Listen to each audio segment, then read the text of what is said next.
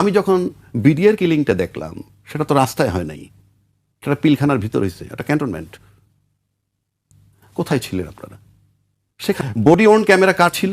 শুধুমাত্র ওখানে সেনা অফিসারদের, অফিসার না, যারা গেটে ডিউটি করে তাদের। আপনি রাখতেছেন না প্রাইভেসি, সিকিউরিটি। পাথর দিয়ে মেরে ফেলতেছে, এটা আচরণগত সমস্যা আসে না। ব্যাংকের একটা ব্যাপার আছে, ব্যাংক ডাকাতি করে নিয়ে যাচ্ছে, আমাদের কোটি কোটি টাকা তারা মেরে খাচ্ছে, কিন্তু আমার টাকা কেন দিচ্ছ না এটা আমরা বলতে পারবো না। আমি বিন্দু মাত্র কোনো চ্যালেঞ্জ মনে করছি না। আমরা কোনো বৈদ্যুতিক খাম্বার দিকে চোখ তুলে তাকাবো না। তারেক রহমানকে চ্যালেঞ্জ করতে গিয়ে গোপন ভিডিও ফাঁস হলো জামায়াত প্রার্থী ডাক্তার খালিদুজ্জামানের। আসসালামু আলাইকুম দর্শক, এইমাত্র পাওয়া তাজা খবর। আজকের ভিডিওতে দেখতে পারবেন এক ভয়ঙ্কর চাঞ্চল্যকর তথ্য। দর্শক, সেনাপ্রধান ওয়াকারুজ্জামান এখন বিএনপির পক্ষ নিতে দেখা গেছে। শেখ হাসিনাকে দেশে আনার প্ল্যান করছে তারেক রহমান, আর এজন্যই সেনাপ্রধান এবং ডিজিএফআই ভারতীয় গোয়েন্দারা বাংলাদেশের বিএনপির পক্ষ নিয়েছে। কিন্তু খালেদুজ্জামানকে বাধা দেওয়ায় ফেঁসে গেছে তারেক রহমান।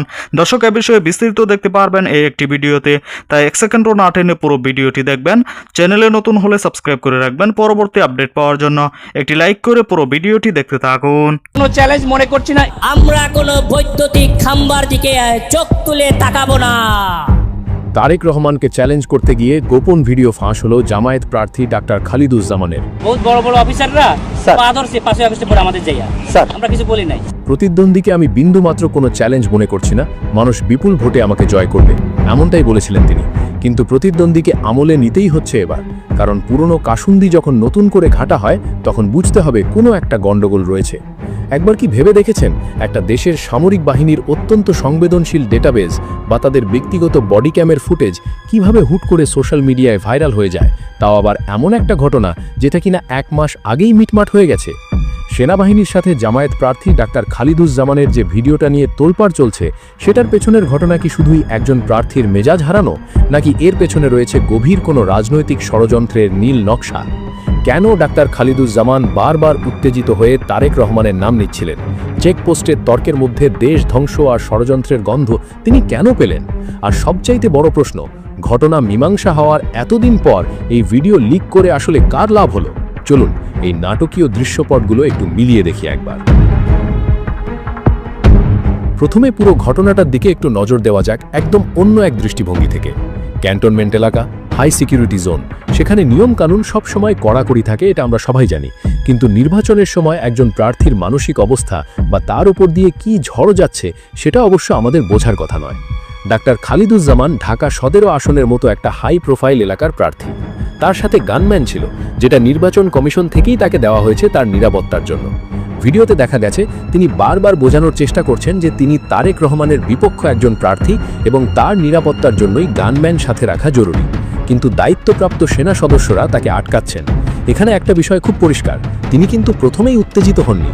তিনি প্রথমে নিজের পরিচয় দিয়ে বোঝানোর চেষ্টা করেছেন, কিন্তু যখন দেখলেন তাকে কোনোভাবেই ছাড় দেওয়া হচ্ছে না, অথচ তার মনে হলো অন্য কেউ বা অন্য কোনো রাজনৈতিক দলের সুবিধাভোগীরা ঠিকই পার পেয়ে যাচ্ছে, তখনই কিন্তু ধৈর্যের বাঁধটা ভেঙেছে।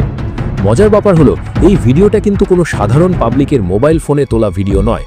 ফুটেজের অ্যাঙ্গেল এবং কোয়ালিটি দেখলেই বোঝা যায় এটা সম্ভবত কোনো সেনা সদস্যের বডি ক্যাম বা আইন শৃঙ্খলা বাহিনীর নিজস্ব ক্যামেরায় ধারণ করা। এখন প্রশ্ন হলো, সেনাবাহিনীর মতো একটা সুশৃঙ্খল বাহিনীর অভ্যন্তরীণ ফুটেজ কিভাবে বাইরে এলো?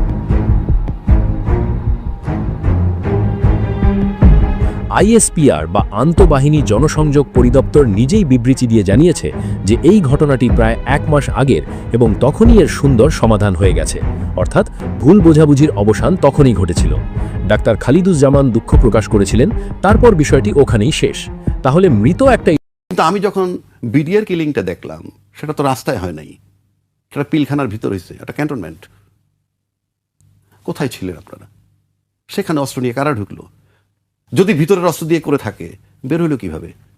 নিরাপত্তার প্রশ্ন বলছেন আপনি, তো নিরাপত্তার প্রশ্ন বলছেন। নিরাপত্তার প্রশ্ন, 57টা অফিসার মারা গেল ক্যান্টনমেন্টের ভিতরে। আপনি যদি আপনার নিজের নিরাপত্তা দিতে না পারেন, আপনি রাষ্ট্রের নিরাপত্তা কি দিবেন? It's a question mark. প্রবেশ নিষেধ ক্যান্টনমেন্টের ভিতরে। অনেক অনেক সেনা অফিসার কিন্তু রিটায়ার্ড, কিন্তু প্রবেশ নিষেধ। কেন নিষেধ করছেন? ক্যান্টনমেন্টের কাছে প্রশ্ন করলে তারা বলবে নিরাপত্তার প্রশ্নে। বাট 57 জন অফিসার মারার দৃষ্টান্ত আমি ভুলবো না। এটার ব্যাখ্যা কি? তার তো ক্যান্টনমেন্টের ভিতরে মারা গেছে। 2 নম্বর আসেন, এই ঘটনাটা ঘটছে বেশ কিছুদিন আগে, কতদিন আগে তা আমি জানি না। বডি ওন ক্যামেরা কার ছিল? শুধুমাত্র ওখানে সেনা অফিসার না, যারা গেটে ডিউটি করে তাদের ছবিটা কিন্তু এমপি ওকে, সেখানে তাদের ক্যামেরায় ধারণ করছে। আমি নিশ্চিত করে বলতে পারি ক্যান্টনমেন্টের অন্তত 50-100 গজের দূর থেকে কেউ মোবাইল দিয়েও ছবি তুলতে পারবে না, ইট ইজ সো সিকিউরড।